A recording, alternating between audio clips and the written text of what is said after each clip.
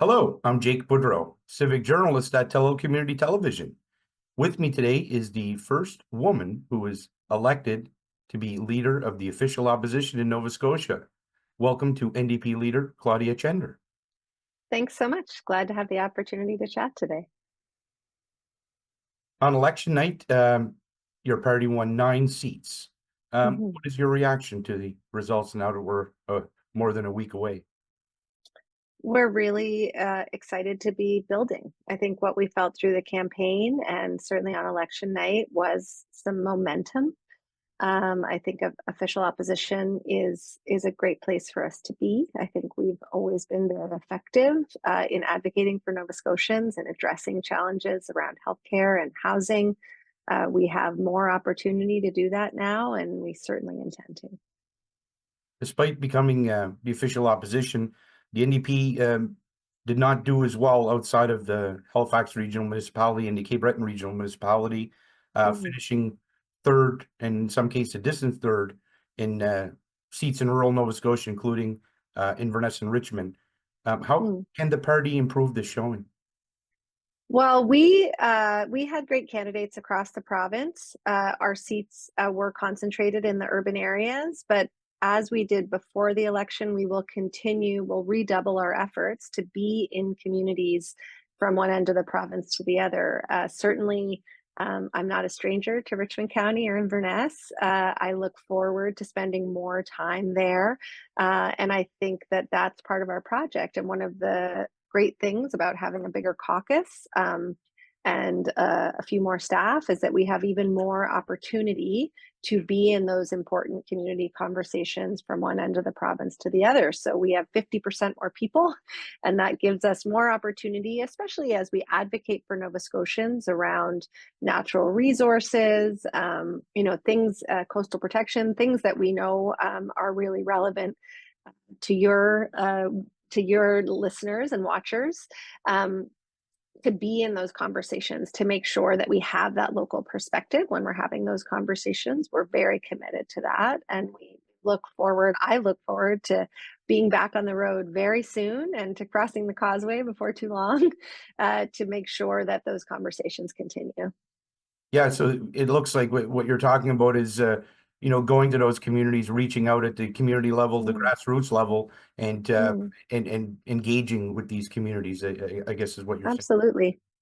And we have been doing that. We've been consistent on that, but we need to do it more. We had a caucus of 6. Now we have a caucus of 9.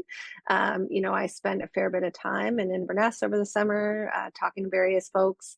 I've met with some of the municipal leadership in Richmond County. That's been really helpful in understanding the opportunities and maybe some growth challenges facing that area. And my one of my main jobs, aside from advocating for Nova Scotians, is listening to Nova Scotians, and so that is going to be an enormous part of the work that we're doing in the next couple of years. Also, on election night, the Progressive Conservatives made history, winning 43 seats. How do you read that result? Well, I think what we saw is that Nova Scotians are concerned about healthcare. They're concerned about housing. They're concerned about affordability. We were all talking about the same thing, and people want to, I think, give this government the benefit of the doubt. But I think what we also heard and understood through that election is that the results have not been achieved. So I think that there is a different mandate from the voters this time. And so while there was an expansion of seats, there is also a much higher expectation that healthcare is going to improve, that housing is going to improve, that life is going to become more affordable. Because if you look at the numbers, none of that has been accomplished to date. We have twice as many Nova Scotians waiting to be attached to primary care. We have housing challenges that look really different in different parts of the province, that look really different in rural areas, in towns and cities, but that persist in all of those spaces. And affordability, I mean, in particular, food security. And when we look at, Cape Breton Island, and we isolate that, is an enormous issue. And so I think people's patience has taken this government right through this election. But I think now that people are going to have to start seeing results, and certainly we will be in the legislature and in the public square and in communities pushing for those results at every opportunity. There's been different schools of thought on this. Some people are seeing the results as that people are satisfied with the PC government and Tim Houston as premier, but other people are saying it was more kind of a rejection of the Liberals, specifically Justin Trudeau. Do you see any of that as being a factor in what took place last week?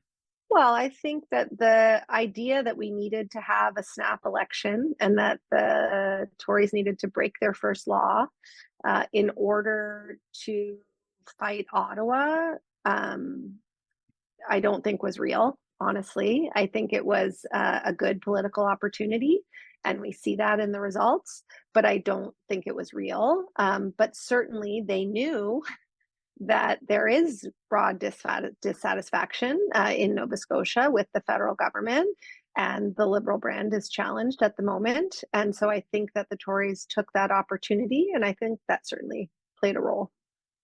Now, you mentioned that the Liberal brand is challenged. The Liberals came away with a mere 2 seats, which was another historic result. Mm. Do you believe that the Liberal Party has become irrelevant politically in Nova Scotia? I think that you can get much wiser guests than me to talk about that for a long, long time. I think my focus leading up to the election, through the election, and going forward is on how we can best serve Nova Scotians. And New Democrats have been consistent. We have always put affordability and housing and healthcare at the front of our agenda for the last decade. It remains there. And so I think for us, when we kind of parse our momentum and how we are growing, I think we do have some trust from the electorate on those issues. I'm not sure that the Liberals had that same trust, because I think their positions have changed over the years. Frankly, I think the Tory positions have also changed over the years. I think we've been very consistent that Nova Scotians need a government that takes care of them the way they take care of each other, that actually addresses the challenges that they face. And we're going to stay the course and continue to push for that until we see solutions that are really making a difference on the ground for people. Now, as a result of the Liberals' performance, with 2 seats, do you feel now the NDP has to fill this void that's been left by the party that's really on the downswing, I guess, politically? I mean, we take our responsibility as the new official opposition very seriously, just as we did when we were the third party. We come into the legislature, move through our kind of files and critic areas and communities with a lot of preparation, a lot of research, a lot of skill, and a lot of advocacy. We have always done that, and we will continue to do that. And so we are glad to have a greater opportunity to represent Nova Scotians and their needs in all of those spaces. Now, the other takeaway from the election was the low voter turnout, as more than half of Nova Scotians cast their ballots. How do you read this? In Inverness alone, we had almost half of the people didn't bother to vote. How do you see that? I think it's really unfortunate. And I think it's a combination of a lot of things. But make no mistake, deciding to call an election just after a municipal election with no warning in November, when the days are short and people are not anticipating election, will depress voter turnout. There is no question that the government knew that that would happen.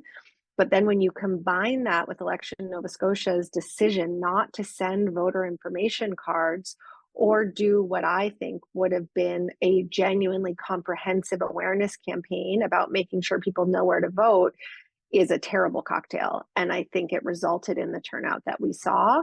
And I think it's very unfortunate, because while we are talking about the historic nature of the seat counts on both sides of the legislature, when we look at real votes and percentages of the entire population, it tells a little bit of a different story around mandates, because there are so many people who didn't have their say.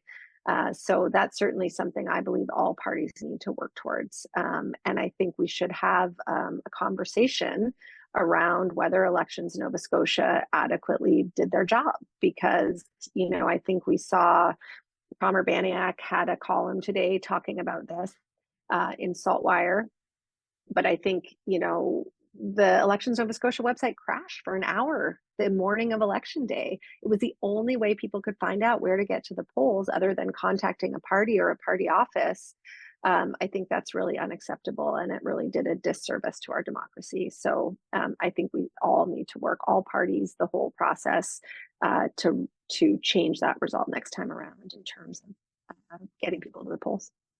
Now, less than a week after the election, your party got down to work, issuing a press release on December 2nd, asserting that the Houston government should permanently remove the HST. Why do you feel is important to do this? And is there a danger of choking off a revenue source at a time of big government expenditures in areas like health? Well, it's a great question. So we have been pushing for the government to remove the HST on groceries for a few years now. So this isn't a new position for us. It certainly was something we talked about more during the election. But the reason we've redoubled that call is because the federal government has now committed to taking their part of the tax off of groceries, at least for a holiday. And so I think it shows how important this is. And again, to our conversation around actually addressing food insecurity, actually addressing affordability, this is something that the government can do. And this is a government that has committed to taking 1% HST off of everything. But what benefit will that have to a family that is stretched at the end of each month? And I'll tell you right now, it's not going to have any. Like, it really won't, because 1% off of purchases, if you're not buying that much, is not that much money. But everybody buys groceries. We've also called to remove that HST from other essentials. But if we're just talking about groceries, a lot of groceries don't have tax, but a lot do. And when we look at seniors and students and people who tend to be pressed, they might buy those smaller portion sizes. They might not be able to afford to buy in bulk. And so I think the revenue hit would be modest compared to the government's proposed HST reform, but also in comparison to the benefit that we would have, that people could actually afford to eat well, that has healthcare outcomes, that has all kinds of really, really important and beneficial effects. Well, I really appreciate you making time out of your busy schedule to speak with me and our viewers. Thank you very much. Thank you. Appreciate the opportunity.